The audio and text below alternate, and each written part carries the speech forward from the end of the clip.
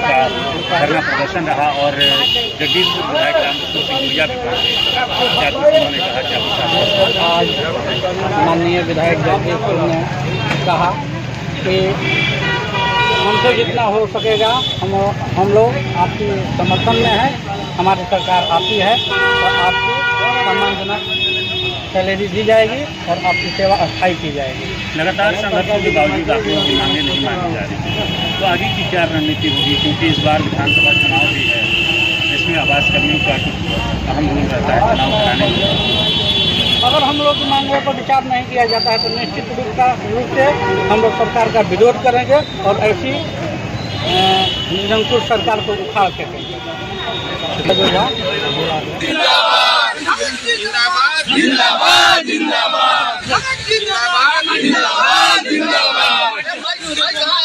कहाँ माइक है? Mic confuse हो गया है, पानी से बिगड़ गया है।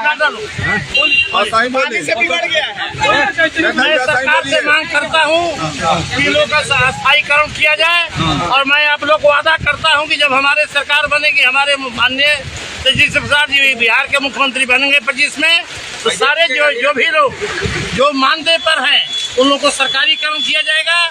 आप लोग को भी सरकारीकरण किया जाए और आप लोग भी अपने कार्य में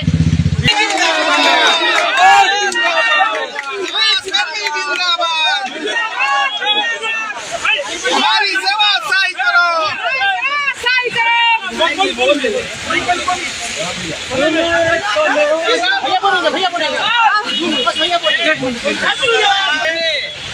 भी हमारे आवास सहायक आज पूरे बिहार में एक दिवसीय धरना पर हैं।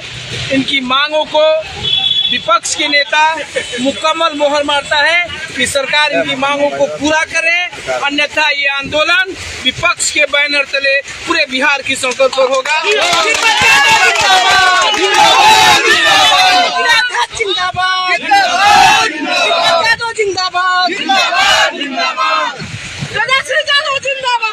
आपके चैनल के माध्यम से हम अपना बात रखना चाह रहे हैं। हम लोग का मांग यही है गवर्नमेंट से कि हम लोग का सरकारी सेवा कर दिया जाए और सम्मानजनक वेतन, समान काम समान वेतन मिलना चाहिए हम लोग का। और हम लोग को ज़रूरत से ज़्यादा हम लोग से काज लिया जा रहा है, तो हम लोग चाह रहे हैं कि जितना हम लोग काज कर रहे हैं उतने हिसाब से हम लोग का वेतन भी होना चाहिए और सरकार हम लोग का स्थायी हम लोग का समान वेतन, समान काम और समान 13,000 के आज के डेट में क्या होने वाला है, हम लोग अपने बच्चे के भविष्य का कैसे निर्माण करेंगे, तो यही सब मांगों को लेकर हम लोग आज धरना प्रदर्शन कर रहे हैं और ये मांग पूरे बिहार की है।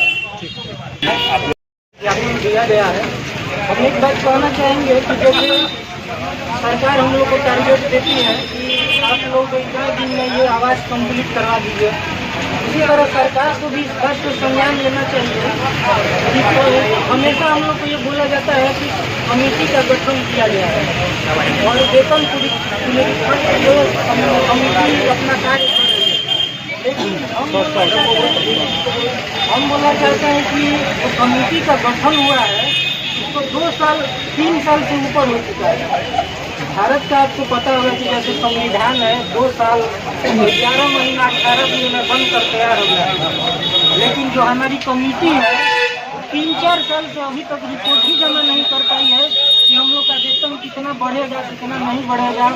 जब पूछा जाता है माननीय सांसद महोदय को भी पूछा गया है विधानसभा में, उनके द्वारा बताया गया कि अभी कमेटी का गठन हुआ है, उसकी रिपोर्ट आना बाकी है।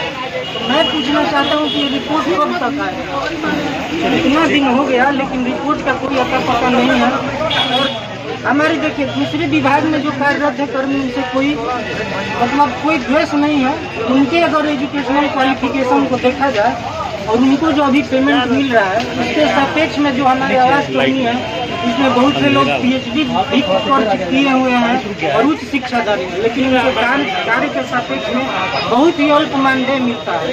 अभी वर्तमान में जो आवास सर्वे हुआ है इसमें बढ़ चढ़ कर हिस्सा लिया है और इस दौरान कितने ही चाहते हैं कि आप लोग के माध्यम से हमारी बात सरकार तक पहुँचे।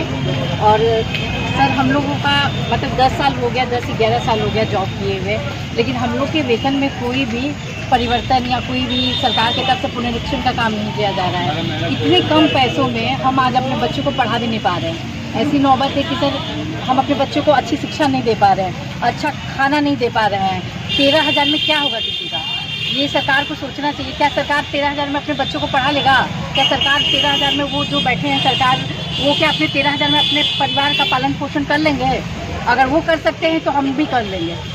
तो हमारी यही मांग है, मुख्य मांग यही है हमारी कि हमारा वेतन का पुनरीक्षण किया जाए और हम लोगों को इसका अस्थायी किया जाए, क्योंकि हमेशा हमारे साथ दुर्व्यवहार किया जाता है। हमेशा पंचायत में मुखिया की माध्यम। मैम ये बताया जाए, क्या केवल भोजपुर के ये प्रदर्शन हो रहा है या कहीं और से हो रहा है? सर, ये पूरा हमारा पूरा बिहार में प्रदर्शन किया जा रहा है। संघर्षों के बावजूद आप लोगों की मांगे नहीं और मानी जा हम रही। ब्लॉक के हर एक काम में, मतलब हम लोग को हर एक काम लिया जाता है। सिर्फ ऐसा नहीं है कि हम आवास का काम कर रहे हैं, हमारा इलेक्शन में भी ड्यूटी लगता है। हम इलेक्शन भी करवाते हैं, संभालते हैं। बाकी जितना भी सर्वे का काम हो या उससे भी रिलेटेड जॉब कार्ड बनवाना, ये सभी काम, आपदा में भी हर काम में हम लोग बढ़ चढ़ के भाग लेते हैं। लेकिन हमारे बारे में सरकार एकदम सो गई है। तो हम चाहते हैं सरकार से यही कि हमारा अल्प वेतन है जो उसको पुनरीक्षण किया जाए। धन्यवाद। एक सरकार से अनुरोध है कि हम सभी आवास कर्मियों का वेतन मान किया जाए और अस्थायीकरण किया जाए। हम लोग बहुत कष्ट झेल रहे हैं, बहुत एक से एक हम लोग को समस्या झेलना पड़ता है। अपने घर का काम